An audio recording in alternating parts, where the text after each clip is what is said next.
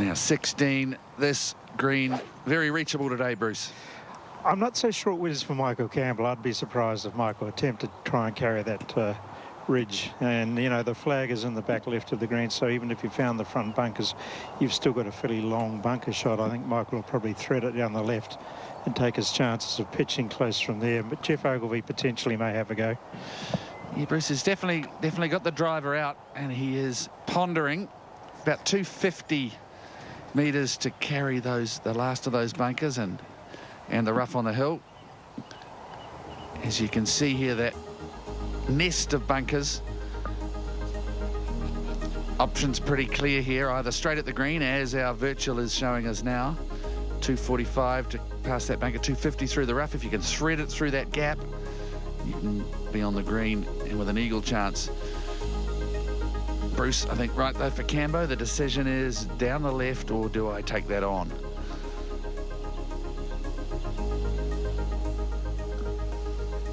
Yeah, it is a long carry for Michael. We saw that him hit that tremendous shot on 10, but that was a low punch shot under the wind almost, and ran quite a lot. He doesn't have the carry that Geoff does. And probably the smart play I would suggest for Michael would be go down the left and then leave himself with an 90 metre, 90 metre pitch or so. Yeah, well, I think he's decided that he's not going to back off. Well, good on him, but it's a long carry across there, and there's some thick grass on top of that mound. And as I said, there's a very narrow gap, but there's only 7 or 8 paces between those bunkers to allow yourself to run onto the green, so I'm not exactly sure what the advantage is. Let's hope that he proves me wrong again, Greg.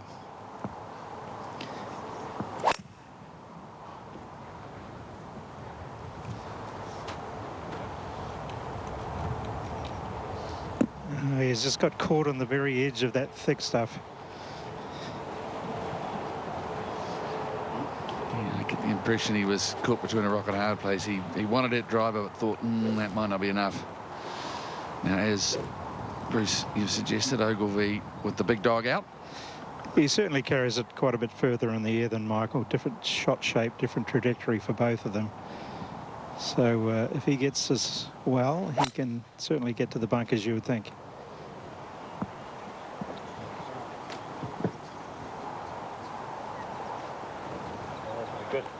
How about that one, Langley? That looks good.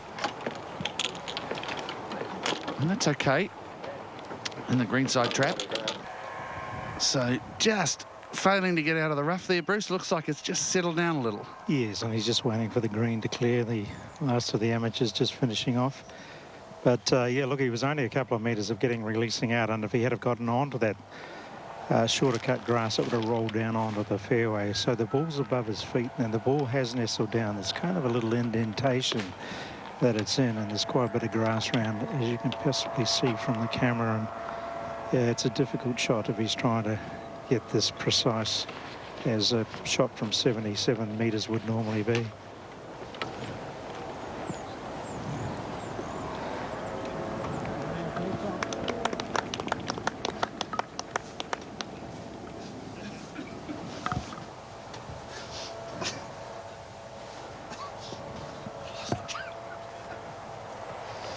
Shan Kim just finishing off here.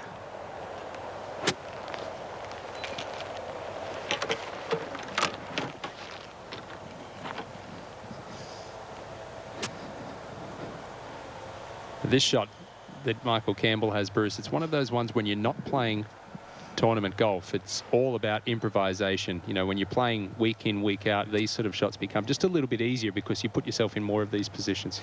Yeah, and as I said, if he was coming from the fairway, it's a sort of shot you'd be expecting to get within 10 feet, but if he can get this within 20 feet, I think he's at a very good shot.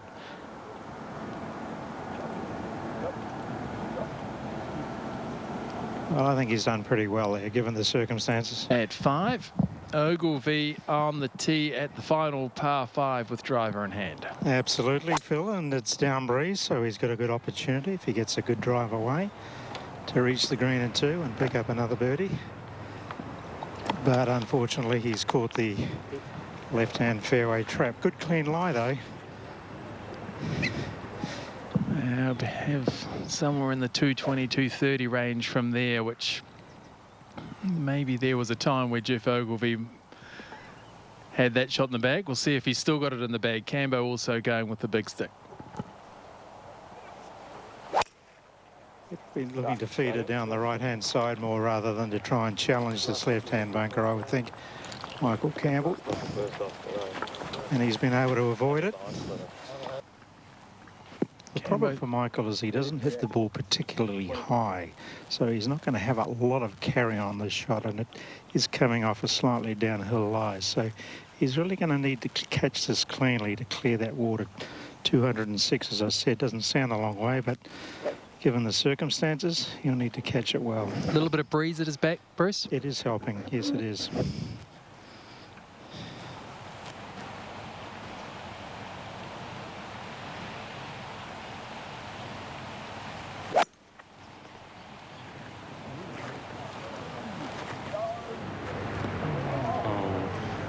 It just looked a little bit heavy, didn't it, off the club face? It was a good shape, but I don't think that downslope helped him. Yeah, that sometimes is the case. Off the downhill lie, has just finished posting a 5 under par 66, and he's standing by. Well, Lucas, a great par save at the last for you. And a very good round considering the amount of travel you've been doing lately. I know you and Porter spoke with you about it. How are you feeling right now? Actually, all right. Got a decent sort of travel leg coming back from Mexico and got some good sleep. So I'm kind of got back into the sleep schedule quite kind of nicely, which is good. But I actually haven't even got my luggage back. These are all my dad's clothes. So that's kind of the only weird thing. But yeah, obviously feeling pretty good after that round though. Those first few holes today were brutal. Those conditions were very, very tough. Yeah. Were they difficult for you, and were you able to settle down after that? Obviously you have with your round, but how tough were they for you? Yeah, I mean, it kind of sorted the men out from the boys, didn't it? It was tough out there, and I mean that's how I like it. I like it playing its toughest, you know, with the wind and the rain out there. You know, makes you hit good golf shots. So. Yeah, I was able to do that, and it's obviously, you know, it's not going to be the same as it has been in previous years. Last time I played here, 27 under 1, and you know, it felt like if you didn't birdie every hole, you were going backwards. So it's good to have some weather out here to test this. The win in Dubai a few weeks ago has obviously been so important for your career. How does it change your mindset coming into an event like this? Yeah, it obviously brings a lot of confidence with it, which is the main thing. You know that you're kind of good enough and that you don't have to do anything extra than what you're currently doing to get that win. But obviously as well, it takes a lot of pressure off with playing status in Europe locked up. A little bit of cash in the bank too to take that pressure off. So. Yeah, it's always good problems to have when you have wins, and yeah, I'm pretty grateful to be sort of reaping the benefits from it at the moment. The Hills tomorrow morning, a morning round at the Hills. Your thoughts about that?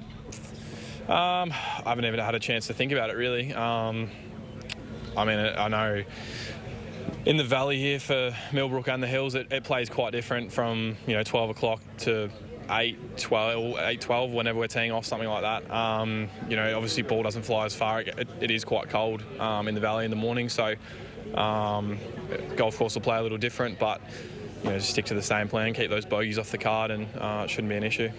Well, great start, Lucas. Thanks for joining us, and good luck tomorrow. Thanks, Bruce. And Wade Ormsby has just signed off on a bogey-free 6 under par 65. He signed his scorecard, and he's standing by with Bruce. Well, Wade, we've been struggling for ages to get you to come to this event in this part of the world. We know you finished runner-up at the New Zealand Open a few years ago in Auckland, but I don't think you'll be disappointed you made the effort this year. No, it's been a fantastic few days here already. You kind of forget how beautiful it is down here in Queenstown, but Mike's been putting pressure on me for a while to come down here. It's nice to make it happen, and yeah, I've had a great day out there today, so I'm really happy with the positive start. Tell us about the round. It was very, very difficult early. Those first few holes were really brutal, weren't they?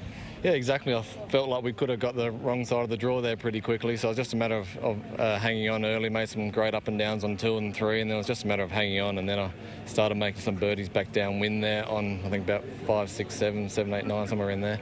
So, yeah, that got a bit of momentum going, and then, yeah, I played nice around the back. Game feels pretty good, putted nicely, so, no, really happy. You've been playing well of late. Of course, the win in Hong Kong, you finished well at the Australian PGA Championship, I think. So your form's in pretty good shape overall, isn't it? Yeah, exactly. I had a nice run last year. I didn't finish off that many tournaments, but obviously Hong Kong had a win there. Aussie PGA, that one stung quite a bit. So I feel like I've got a bit to prove to myself, and I'm working pretty hard at the moment, even though the last few weeks haven't been great. But I've had 2 weeks off. I've rebooted, worked hard last week, and it's nice to come back here and punch out a number round one. We can't let you go before we talk about Tuesday, your motoring safari with Hayden Paddon. Tell us about that. Yeah, so the tournament was nice enough to give me a little adventure out there, about 15 minutes by chopper in a Hyundai i20, purpose-built race car, rally car. So he took me in the passenger seat of a fully fledged race car, basically up a hill climb. So on gravel, first time in the passenger seat on gravel with a world champion or whatever, a world champion driver. So that was an amazing experience. He was such a lovely guy, and it's just amazing how talented these boys are and how they can position the car the way they do on gravel at that speed. So I'm pretty lucky, something I will never forget. I know you're a motoring buff, Wade. You would have just absolutely loved it. Well, great start. Thanks for joining us. Good luck tomorrow. Lovely. Thanks for that. Cheers.